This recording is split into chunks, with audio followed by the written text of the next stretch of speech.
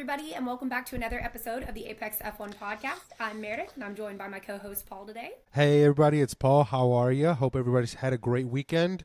Depending on what part of the country you are, hopefully you are staying cool because, man, this heat has been awful. It has been insane. I mean, I was so hot after being outside yesterday. I came home and I was cranked my AC down to 66 and was like, I want to be cold. I want to need a blanket tonight. Yes, absolutely.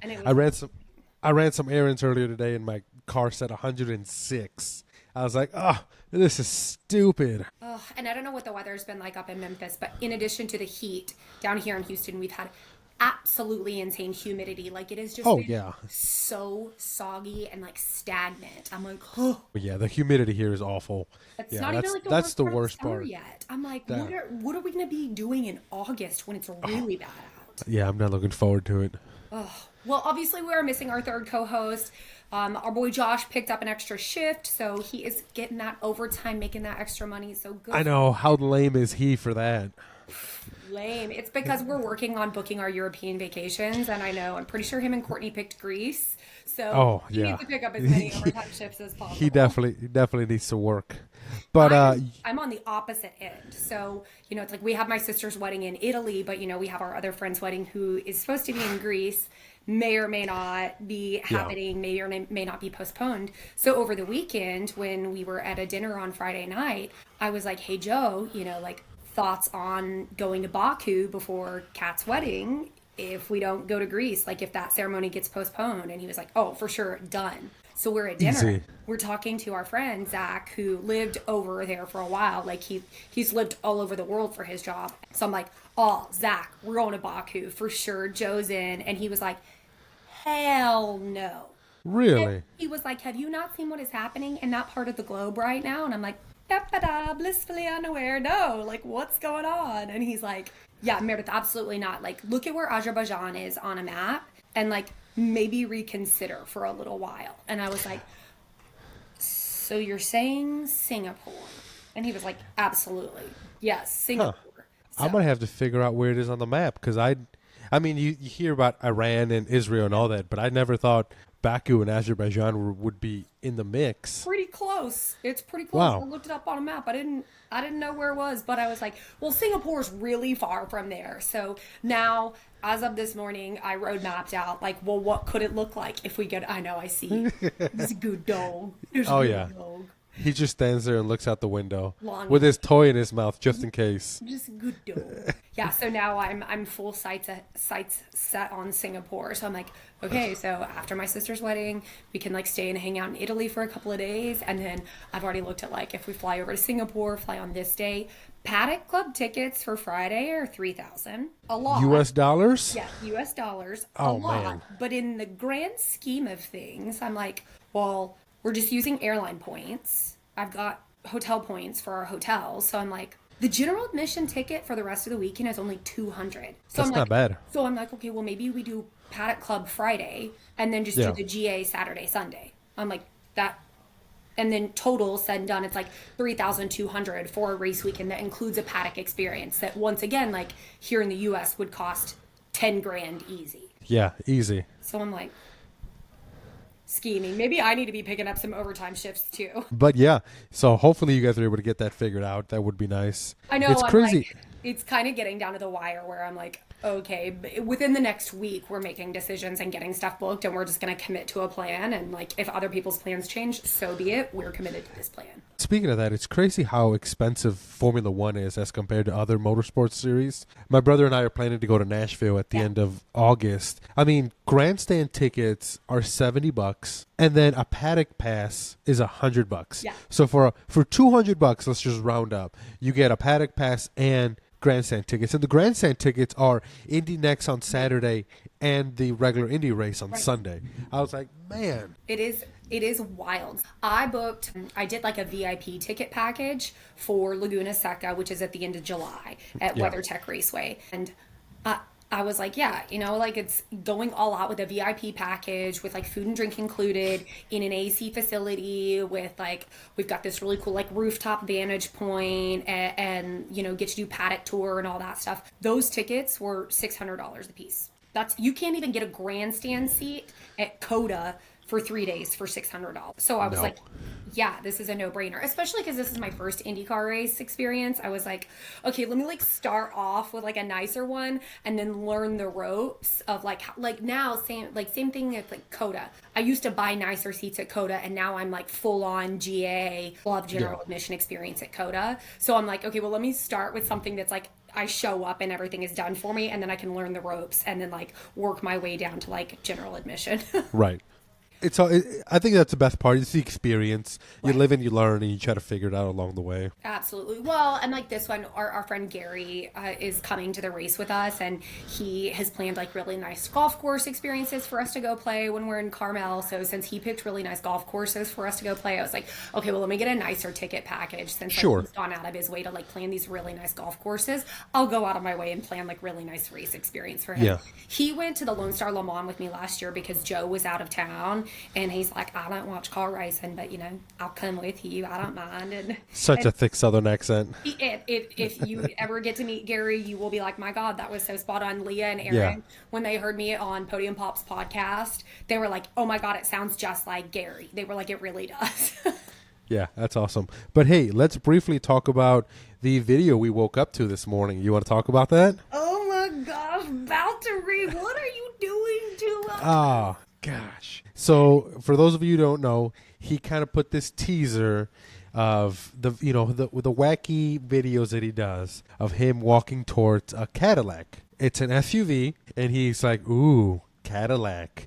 And he opens the front door to the driver's seat, and he looks at the seat, and he's like, "Ooh," and he's like touching it, and he goes Cadillac, and then That's a nice seat. correct. Look And at his that seat. That's a and his- nice seat. And then his buddy, you hear him in the background go, "You should sit in it." And then he finishes the video with, "Not yet." Not yet. Not yet. So is he just stirring the pot? Is there where there's smoke, there's fire? I mean, what's going on here? Yeah. Ultimately, I don't think I'd be upset if What he are got your the Cadillac seat. I'm here for it. I think we need Valtteri in the F1 grid. Hopefully, there's still something there with him. Can he still be this good? I think he could be. I think F1 really needs a personality like that, especially now that Danny Rick is gone. Mm-hmm. Ultimately, I think the world's a better place with him behind the steering wheel, so I wouldn't be upset about it. I'm here for it. I think it's always been between him and Checo as the two veterans, so Agreed. I would be happy with it. What do you think? I agree, and I think early on, I was really leaning towards in my head I was like, okay, well, it makes sense that it would be Checo because he's super accomplished, very veteran driver, brings a lot in terms of sponsorships, and then I thought it was going to be Colton Herta because of the Andretti ties. And then I think as things evolved, I can't remember whether it was I think it was like 2 or 3 episodes when we talked, maybe after Indy 500, I said I'm leaning much more towards like a Checo or Bottas with like a Schumacher. And now I'm like, okay, now I'm like definitely leaning towards Bottas because part of me is like, yes, that is just Bottas's personality. Like Valtteri is a little bit goofy. He kind of likes to, he likes to spill the tea a little bit, and it is just his style. But the other part of me is like, if he was to just put that video out on his own without Cadillac having any awareness of it, having any involvement, any approval of it, like the risk versus reward there, right? Like if that was just Valtteri making a video saying like, I'm interested in the seat and this is me campaigning and saying I'm interested in that seat, it could really harm Cadillac. I know I was texting you guys, like my thought is there's no way he would put a video out like that without Cadillac's permission, because Cadillac, if they were actually in contract negotiations with other drivers and Valtteri did a video like that, it could potentially harm contract negotiations for Cadillac with other drivers on the grid. So my thought is he's teasing it, and there will be an announcement coming soon. And my God, I cannot tell you how excited I will be if Bottas is driving for Cadillac. I already feel like I'm about to be a Cadillac #1 fan, just having another American team on the grid. But if it's Bottas, I'm unwell. This is about to be a Bottas Cadillac. We are gonna lose it. I'm gonna lose it. I'm Yeah. gonna get Joe to bleach his hair and grow a mullet. I'm all in. I'm ready to commit. Yeah. I'm ready to commit Bottas to Cadillac 2026. Yeah, absolutely. I don't think anybody will be upset about that. The real question is, where does Checo go? And that we can have an in-depth conversation on that later on Do you think he's this going to go to year. Alpine? Hasn't he already kind of like done that? Like, am I remembering it wrong? Checo drove in a pink team. Like, Yes, wasn't it, like, was it Force India or? Yeah, it was before it was Aston Martin. Yeah, okay. I was like, Yeah, because he was teammates with Stroll. That's right. Okay, I couldn't remember where it was, but I was like, I vividly have a snapshot image of Checo in pink. Okay. Yeah, it's going to be interesting to see how it all pans out. But I'm ready to see Checo back on the grid, though. And my God, if you would have told 2024 Meredith that, I wouldn't believe you. If you were to play a video of June 23rd, 2025, Meredith Wirtz saying, I'm ready to see Checo back on the grid, to 2024 Meredith, she'd be like, that's a lie. AI made that. Right. That's full of shit. Yeah, but I think a world's a better place with Valtteri and Checo both in. I agree. Behind the steering wheel. So much to contribute to the grid still, and more importantly, I think each of them has so much to contribute to another driver in a lineup pairing that's maybe a younger driver or maybe newer to F1. Maybe they're from another series. Maybe they're. I think they have so much mentorship to provide that no matter where they end up, I'm going to be excited to see them back. And I think most importantly, both of them, I think, need a palate cleanser. Yeah.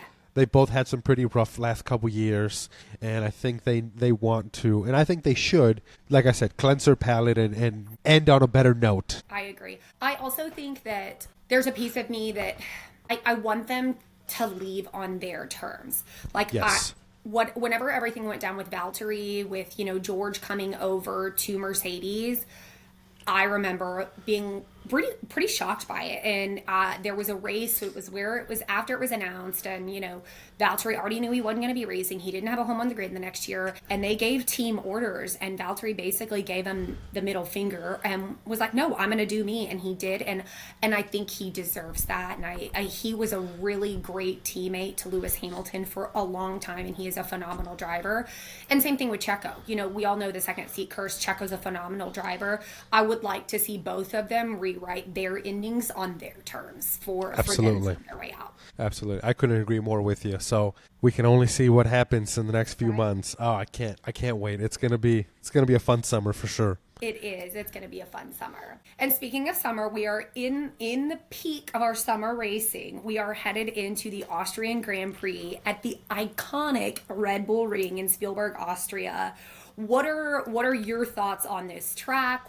Have you driven it on the sim?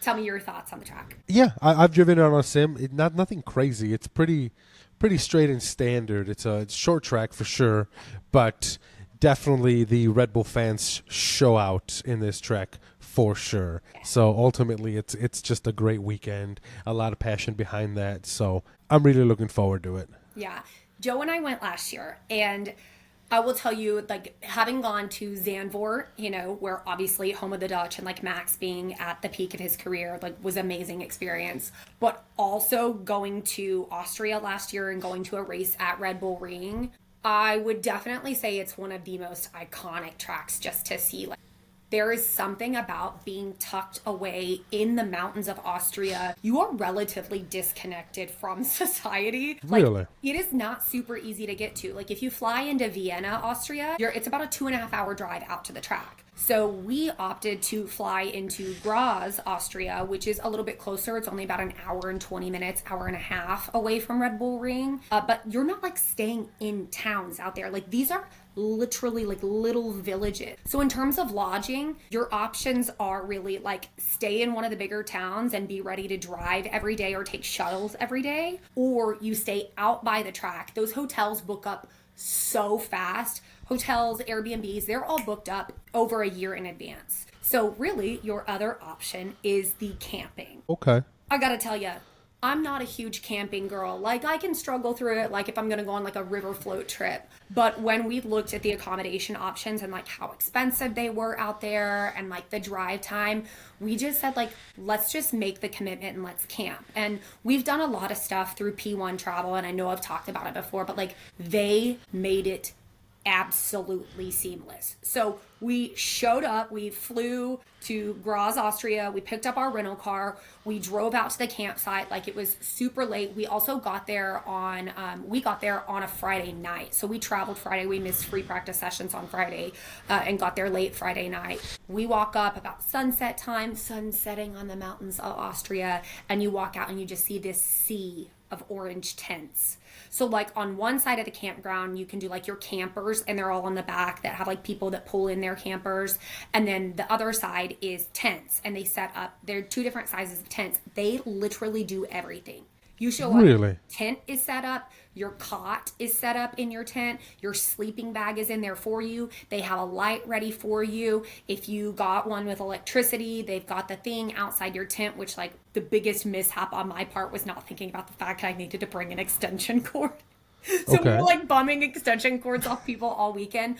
But like, all the companies that do this, they cook your meals for you. They've got DJs every night. They've got bars. And the first night we showed up, since we'd missed free practice, everybody had just gotten back and gotten off the shuttle. And we immediately start partying with all these Dutch people. And so Friday night, night one, Jaeger bombs, beers all night, DJ till 1 a.m. I mean, Saturday morning when I woke up in a tent, Paul, I didn't think I was going to make it. Oh, man. I was like, I can't do this. And our Dutch friends immediately, like, they were a couple rows over, and we get up, we get out of our tent. And there are like shower stalls. Like, they've got these like massive shower rooms that are very, very nice, like very clean. They've got separate bathrooms, all with power, all with AC. I get up and I'm like shaking the dust off. I'm going to brush my teeth. And my Dutch friends are like, hey, come have a beer, you know? So what else can you do? So you've been to both Italy and Austria. Yeah. Which ones are the most passionate fans? The Ferrari fans or the Ferrari, Austrian for Red sure, Bull? For sure. Really? I will say that, like,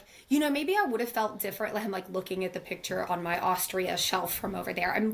Maybe if we had sat over in the Red Bull stands that are behind the big, it's like there's like the iconic big copper Red Bull thing, the bull, and then the grandstands are in front of that, and that's where all the major diehard Max fans sit. That's like the Orange Army section.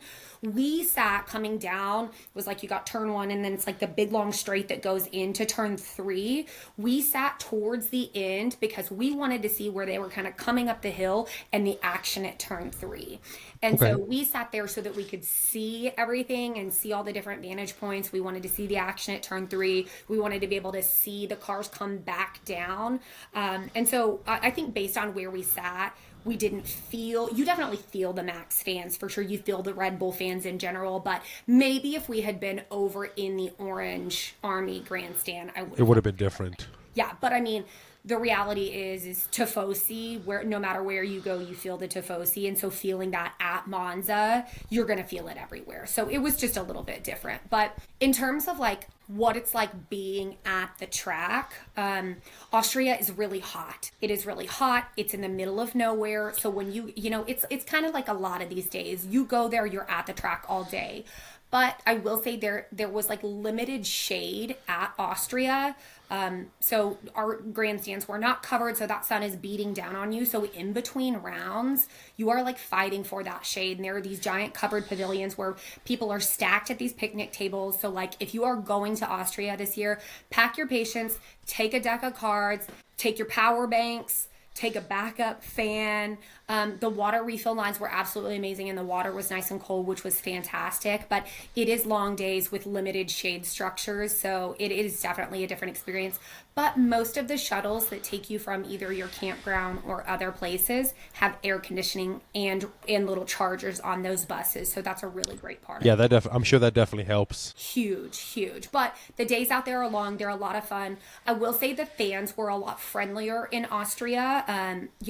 I feel like everybody at Austria is out there. You're all in the middle of nowhere, so it is kind of a bonding experience. Everybody's excited to meet other people. Everybody is like, hey, yeah, come sit at this table. We ended up hanging out with a family. It was like 4 sons and their dad. Their dad had just finished chemo. They were taking him. This was his first F1 race to go to in person, even though they've watched F1 their whole lives. So just like super cool. So definitely if you're going or have ever considered going, just know that you're going to have to meet people, share the tables. You're all going to be scrunched in. Buy them a beer, they'll buy you a beer. But if you're from the States, or maybe not like from Austria or anywhere close, really look at the companies like P1 Travel that kind of take care of everything for you. It's Well, I'm glad all in all it's a pretty welcoming environment. Just, especially because you're not from there, and all the fans from around the world are welcoming and help each other out, which is the most important part. Oh, 100%. Like, it's like your beer will be getting empty, and somebody's like getting up to go to the beer line. They'll be like, "You need a beer?" And you're like, "Yeah." And they're like, "Cool, you got my next one." So it's a really special little unique gym in the middle of the mountains. And I will say, you mentioned it earlier, it's a shorter track. It's the third shortest track on the calendar. And so with that comes a lot of fun, but it also means that it's like it doesn't feel like the practice sessions or the qualifying sessions are as long, which is kind of nice, because when that sun is beating down on you, there's not a little wind that comes through either. So it makes it kind of nice that you can go and take those breaks. They've got a lot of different options for entertainment. They've got stages, they've got food all over, but you're there. That sun's beating down on you. Yeah. So yeah, that's a pretty fun experience for sure, and one that I think most people should try to do. But yeah, it's a short track, 71 laps. Yeah. So hopefully it's a fun weekend. Yeah, it will be. I was doing, I love my little AI summary of just like, I type in a Copilot, like, give me a summary about the history of the Austria track.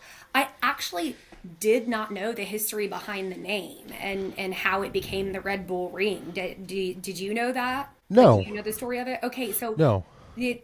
It started in 1970 is when 1969 was when the construction really started to get it to be like that F1 race grade. From 1970 till 1987, it was actually called the Österreich Ring. I'm not sure if I'm pronouncing that right. The Österreich Ring. Yeah, so for 17 years it had a different name. And it was really designed for F1 and for like MotoGP type racing stuff. But it also had another name change from 1997 to 2003. It was called the A1 Ring, which I had no idea it was called that. It wasn't until 2011 that it was renamed the Red Bull Ring, and that was obviously when Dietrich purchased the ring and turned it into the Red Bull Ring in 2011, and then made some modifications to the track, and then F1 returned to it in 2014. And when they kind of did some of the redesign, they redesigned it specifically to have fast straights and some tight turns so that it could be really competitive for overtaking, and I think, check, mission accomplished. Yeah. I do think it's unique that it's got that one, the long incline that a lot of the drivers say is that really challenging section coming up into turn 3. You've got that big long incline, and it's that big fast one, but it is uphill, so pretty neat. And then turn 3 was a little historic last year for the incident with Lando and Max with contact. Whew. Yeah. Who can forget that? Not me. My videos that I record are obviously not F1 aesthetic girl videos where all these girls post their cute videos of their reactions, and mine's like, you would think that I'm watching a puppy be slaughtered. Like my video from last year when it happened, they come down and then it turns, and I'm like, no. Listen, you are very passionate about your motorsports fandom. It's my biggest weakness and my biggest strength. Man. But you know what is mind-boggling, Paul? What's to that? Think about this track being set up the way it is. And I mean, we've both driven it on the sim. Like, you are going so fast down those straights, and those turns are sharp, tight turns. And to me, it's mind-boggling. I think about the F1 cars doing it, and I love this race because it is so fast-paced, and because there are a lot of those opportunities for overtakes on those turns. It is mind-boggling to think about MotoGP doing it at that same track. I've never watched a MotoGP race there. I've never thought about it till right now, but yeah, that would be an interesting watch for sure. I mean, because those guys are, even in regular turns, they are all the way almost parallel to the ground. Their knees half an inch away from it, So now I'm like, okay, I have to look up the date of the MotoGP race at Red Bull Ring, because that would be fantastic to watch. Oh, absolutely. I might have to, when we get off of this, I might have to go on YouTube and see what kind of videos I can find about it. 100%. I also did not know, obviously, like, I became a fan during the COVID time. So, like, 2020, 2021 races. 2020 was right when I, like, started watching everything and started watching Drive to Survive. And I know that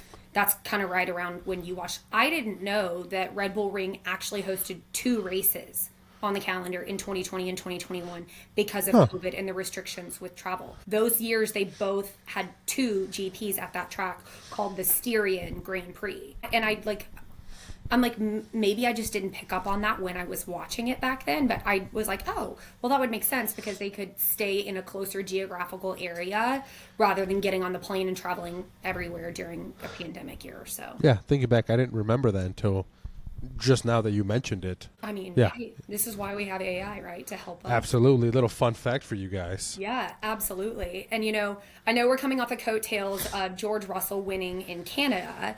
And 2024 was where George Russell won here at the Red Bull Ring after the incident with Max and Lando. And, I think it's going to be interesting. We were talking last week about how we thought George was going to do this weekend coming into the Austria race. So you do not think that George Russell is going to do very well this weekend. What are your thoughts still? Now that you I don't just how are you feeling? Yeah, I don't think I think McLaren is going to be back to their normal self. Okay, so you're thinking McLaren dominance. Okay. Well, not necessarily. Okay. We also can't count out Max. Yeah, absolutely. Also, just much like you said it's very hot, and Mercedes doesn't do very well in this much heat. Also, if we can say the magic words, the Mercedes power units and stuff have not been going well. Right. So they've been having their issues. So who knows the extent of those issues within Mercedes and their stuff. But no, I don't. Unless there's another issue with Max and Lando or Lando and Oscar taking each other out, I don't see George doing as well. Put that juju out there, Paul. Don't you put that Listen, bad it is always a possibility. It is. It is. Okay, so then what is your podium prediction? Listen, I think it's going to be Max 1, Oscar 2, Lando 3. I think Red Bull's going to put all their eggs into this basket because it is a home race for them, and I think they're going to want Max to perform really well in front of the audience, in front of his own people. So I definitely think want him to perform well. Yeah, absolutely. I think McLaren is back to their usual self. So Oscar and Lando back on the podium. I love it. What's your shocker prediction? Listen, I'm going to keep doing it. I'm going to keep saying it until it happens. I'm going to go Williams double points. Okay. I need Williams to get back in the good graces again and do really well. I would love that. I really would. We got signs in the points last time. Obviously, Alex's race didn't go the way we wanted it to. No. He had to start off going on his little adventure last race. So, Alex, if you're listening, keep it on track. No lap 1 adventures. Listen, if he's listening, we're doing something right. Oh my God, I would absolutely perish if gosh. thought that Alex Albon had ever heard anything about this. And I'm a hater, but I'll take even Lance Stroll listening a couple episodes. Hey, I'd be over the moon. Any of them. Absolutely. Anybody with even a first degree connection to a driver listening, I'd be over the moon. We're putting it out of the world. It's bound to happen at some point. Yeah, we're just manifesting it. We're manifesting it. Yeah, absolutely. Okay. What about you? So what do you think is going to happen this weekend? I actually have a very similar podium. So you have Max, Oscar, Lando. I have Max winning too. I really want Max to have a good race this weekend. I know it would mean a lot, especially like points. We talked last week. It's a 20-point gap right now. So 20 points essentially between Oscar and Lando, and then another 20 between Lando and Max. So this race could change so much so quickly for them. So I have Max, Lando, Oscar. I just think with the battles between Max and Lando here last year, they were so good. It was such a good race right until that incident. So I think if they can race clean, fight clean, I think we could have a really good race here. I have a shocker. I think we're starting to see some consistency here. I have Hulkenberg points as my shocker again. And I took a picture on my phone with a timestamp before Josh ever sent us his, so you couldn't be like, you just said that because of Josh's. So it was in mine before Josh's. Josh's prediction, Oscar winning, Lando second, George third, and his shocker prediction, which is shocking, is Sauber double points. Listen, I even sent that text. That is a very bold move, Mr. Josh. So listen. As bold as a lime green livery. Hopefully he doesn't get the final laugh on this one. Hey, I hope not. But you know what? All of our podiums are I'd be happy with any of these podiums. So I think we've done a very good job. I am surprised that Josh put George on the podium, given our discussions last week just about, kind of like what we were thinking that George Russell might do. Any other thoughts on Austria? Nope. It's an 8:00 start for us in Central Time Zone, so it's not bad. Like, I don't be able to watch a race and go about my day. I love morning races. I'll take an 8 a.m. over like a 6 a.m. or even when they're in Suzuka or a midnight 2 in the morning start. I also have to say that breakfast is my favorite meal of the day. So being able to like wake up, have coffee, eat breakfast, watch cars, like cars and coffee, that's my favorite brunch. Oh, absolutely. Absolutely. Just sitting there in your comfy clothes watching a fun race. Yes. Nothing beats it. Nothing beats it. Hey, I had made a little note here earlier and I forgot to ask. Did you see the new Mercedes merch collection? Yo, I just saw that like an hour ago. Oh, my bank account's not going to like this. I swear, Paul, if you order that hat George is wearing in the photos, though, I will have to leave this podcast by the orders of the Peaky effing blinders. What? Why that hat? That whole... I'm not a fan of the hat, but I like the sweaters. Oh, I love the sweater. That little detail on the inside is so nice. Oh, yeah, absolutely.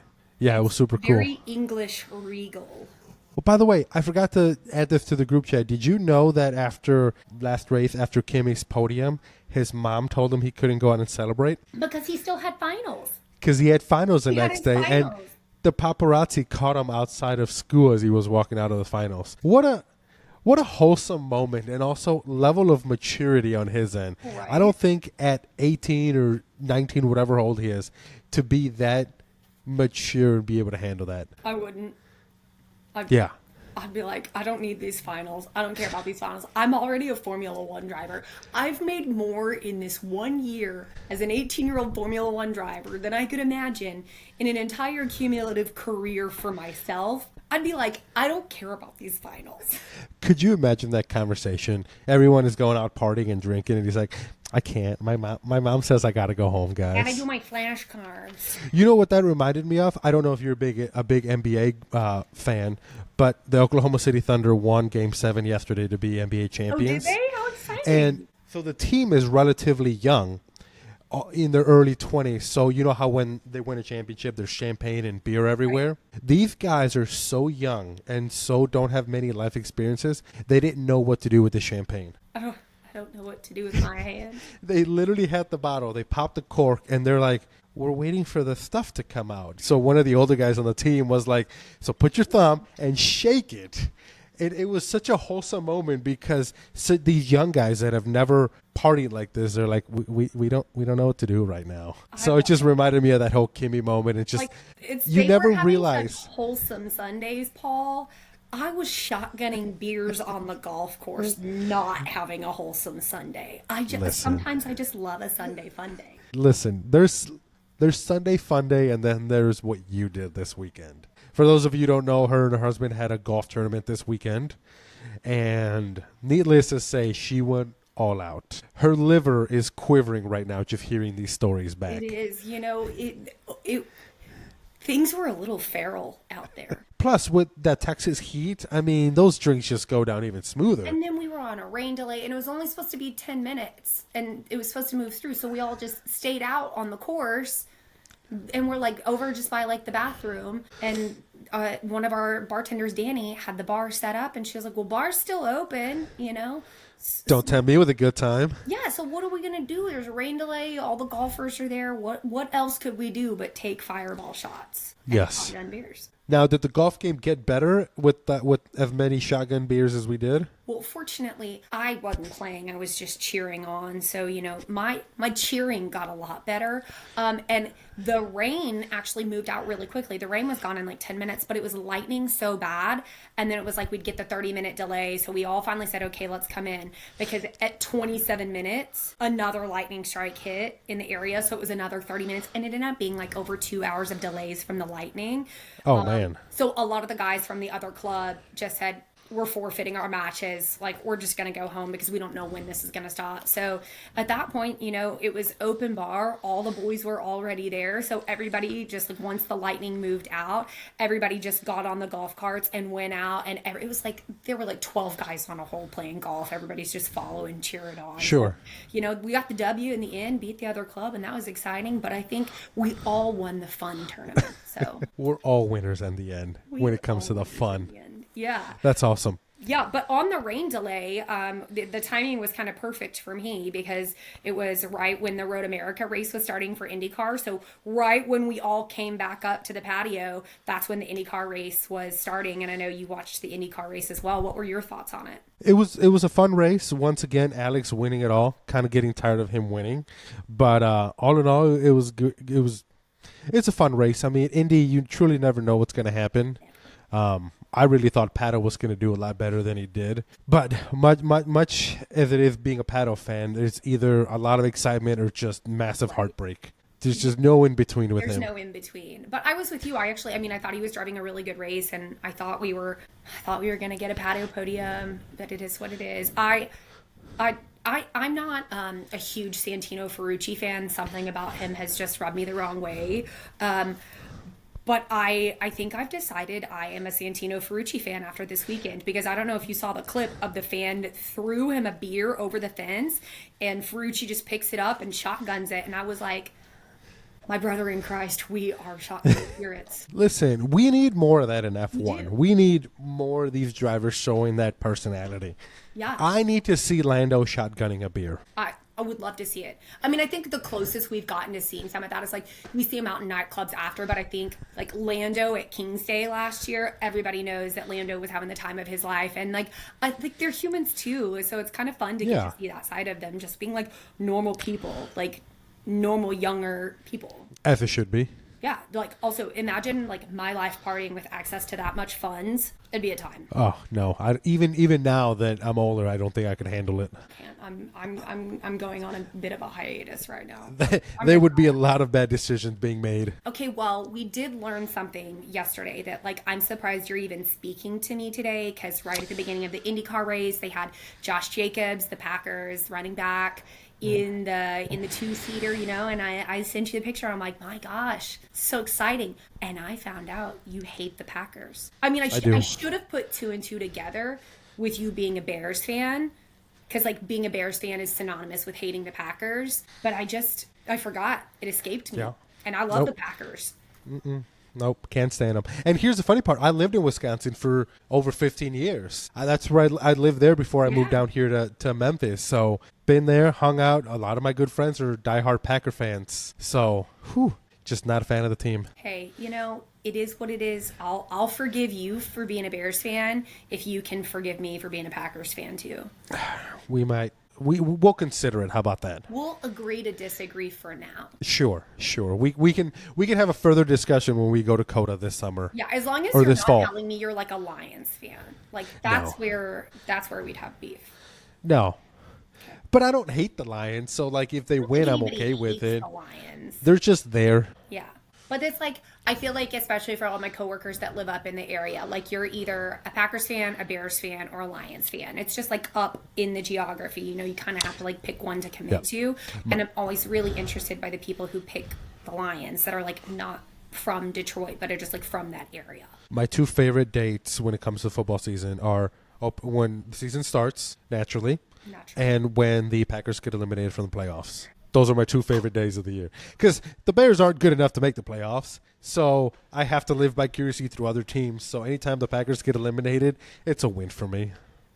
Well, you know, I will say that like when my company we do paper products, and so we do this stuff for Lambeau Field for their stadium. We do their paper towel and toilet paper and stuff, and we also do the Eagles stadium. And so it is always very interesting that like in terms of sponsorship and when we're taking customers out, the tickets that are always very sought after. One of the biggest games of the season is the Bears versus the Packers. Those are always the hot commodity tickets. Like you got to call dibs on them right up front from the very big get-go, and so it is very exciting. But you said you've not been to Lambeau Field, so we need to add it to your bucket list. Yes, because I hear it's one of those places that you have to go. And here's the other funny part: if everyone talks about the Dallas Cowboys being America's team, I have met more Packer fans around the country that have never even set foot in the state of Wisconsin than I've met Cowboys fans. I would agree with you. I think more people are Packers fans from around the U.S. than they are Dallas Cowboys fans from around the U.S.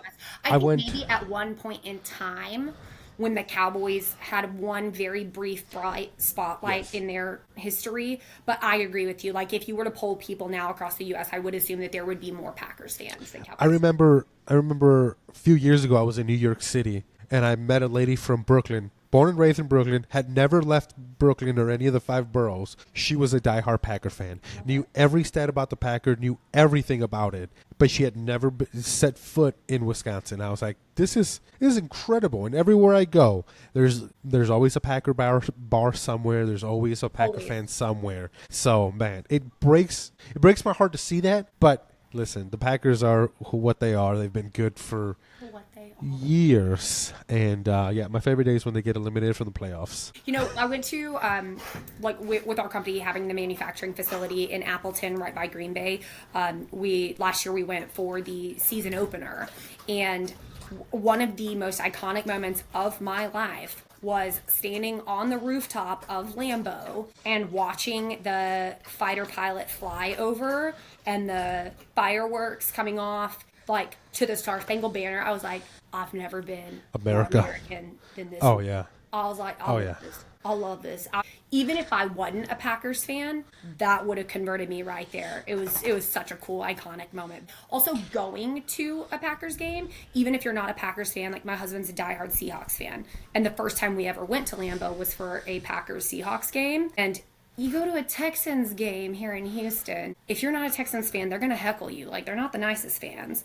We went and someone's like, hey, Seahawks fan. And my husband's like gearing up for a Houston level treatment. And they're like, hope you're having a great time. Come shotgun a beer with us. Oh, that's awesome. So big props to the Packers fans. As a Bears fan, I don't think I would get that kind of reception. You might not. It's a little different. I might not, but it's okay. It's okay. I've come to terms. This episode where we do other sport crossovers. It's like when Danny Rick and Josh Allen became like best friends, and Danny Rick just became like an adoptive American that loves the Buffalo Bills. I was like, I love this. We're just unhinged today. Football NFL crossover, like that's my dream. We're just unhinged today. Yeah. So this is what happens when you leave us for overtime, Josh. Yeah, and then my dog in the background just looking at the window, looking at the world go by. I love it. But any other thoughts of anything going on in the racing world before we wrap up? No, looking forward to a fun weekend in Austria, and hopefully does well. And also, I'm just hoping Ferrari can do something. Yeah, let's just see. On the positive side, I can report there are no groundhogs in Austria. Yes. Or maybe in and around that track. So, Lewis, you're safe. Yeah, Lewis, you're safe. The poor vegan is the one that killed the animal. Like, hopefully he did a ritual and sacrificed something to the gods to do something better. He did. He sacrificed Gary the groundhog. R.I.P. We're still not over that. Still not over it. Okay, well then, everybody, we will see you back next week to do our Austrian Grand Prix race recap. We'll talk Silverstone predictions next week, but we hope you all have a great week. Watch all the racing. We'll be on the socials. Engage with us, and we'll see you again soon. Absolutely. Josh will be back to join us. So I hope everybody has a great week. Take care, everyone, and drink lots of water. Stay cool. Bye, everyone. Bye.